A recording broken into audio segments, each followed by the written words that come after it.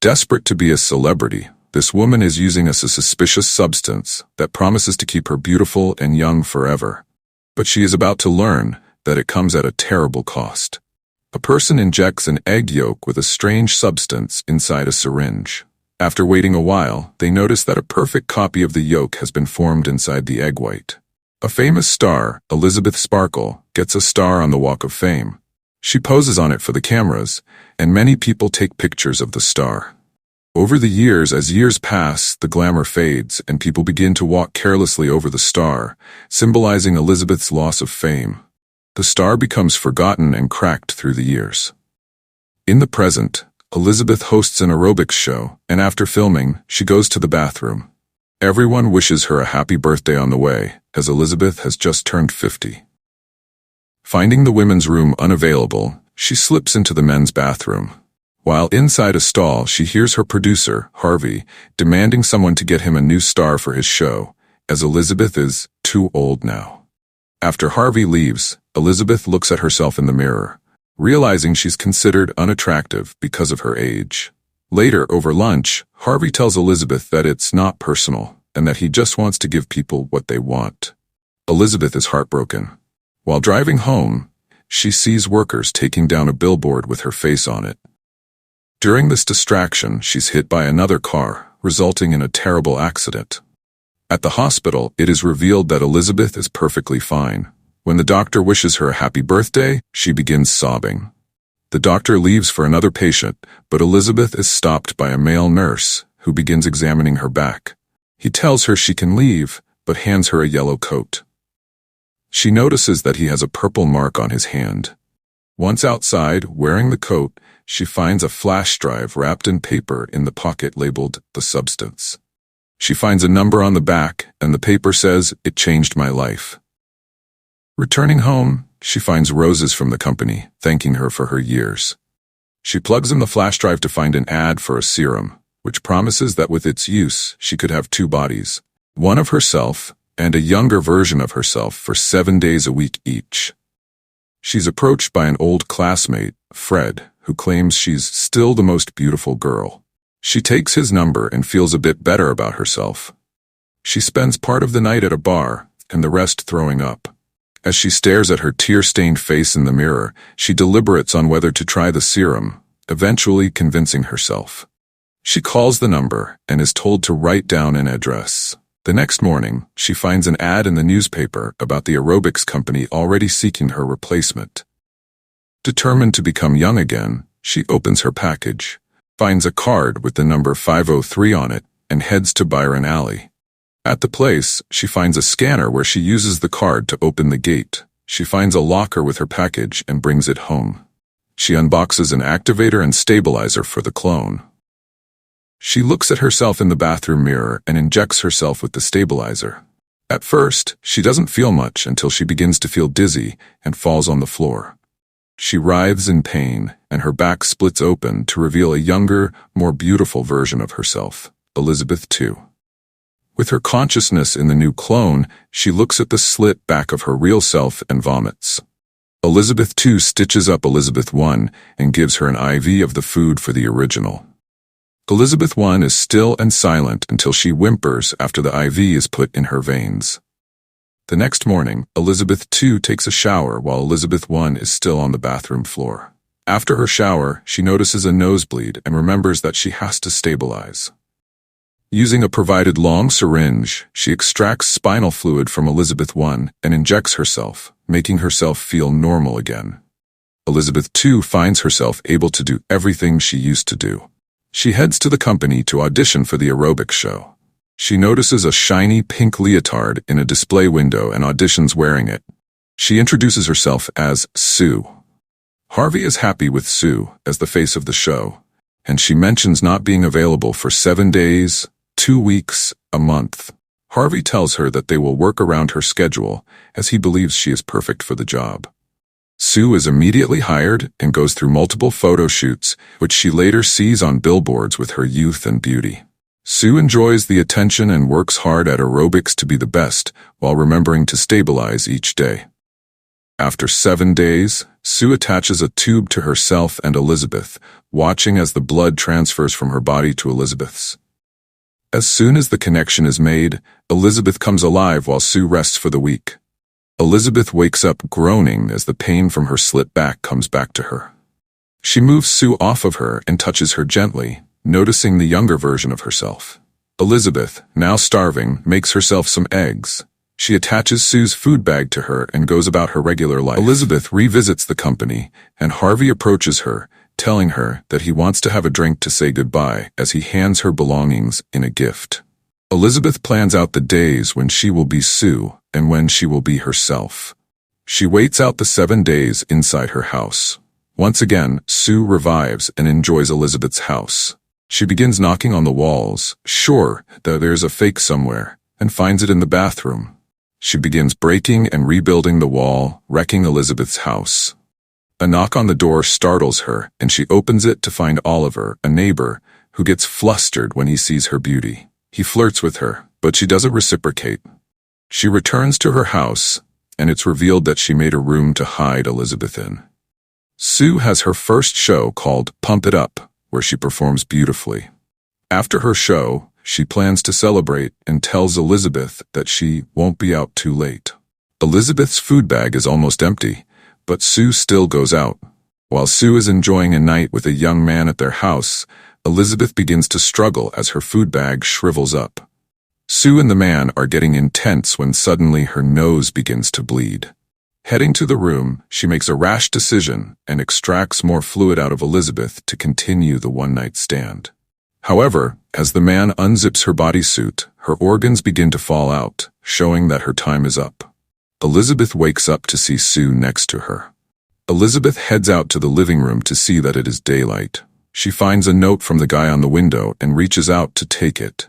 Suddenly, she notices her dehydrated, blackened finger and panics. She also sees that Sue extracted more fluid from her than required. She calls the substance company and tries to ask them how to reverse it. They tell her that it's not possible and that she must maintain a balance between her time as Sue and Elizabeth. Elizabeth heads out to take the refill kit sent to her. She hears some voices, and after getting the parcel, she runs away. Entering a cafe, she orders a latte. An old man speaks to her, telling her that 7 days is a long time. She notices the same purple mark on his hand, revealing him as the nurse. The man tells her that it gets lonely and that it's hard to remember that they deserve to exist as their real selves. Elizabeth is scared and leaves, but he asks her, "Has she started yet? Eating away at you?" Scared, Elizabeth heads home, where she finds Fred's number, remembering how he thought she was still beautiful. She calls him up and sets up a date for that night. Later, she gets ready but notices the billboard of Sue outside. Wanting to look like her, she puts on more makeup. But before she's ready to leave, she catches a glimpse of herself in the doorknob, where she looks ugly. Horrified, she angrily rubs her face, removing the makeup, and decides not to meet Fred. Instead, she indulges in food. Next, Sue prepares for a show again, where she looks incredible. However, during her dancing, she suddenly feels something protruding out of her butt. She stops the show, and while the directors gather around to see what is on the replay, Sue hurries to her dressing room. She pushes a bulge up to her belly button and extracts a chicken leg from it. Suddenly, Sue wakes up, realizing it was all just a dream. Sue sees that Elizabeth has been binge eating and angrily throws all the food into the trash. Heading to do her show, she finds that nothing is set up. Harvey calls for her, and while Sue is scared, he tells her that they want her to host the New Year's Eve show. Sue is so happy to hear this.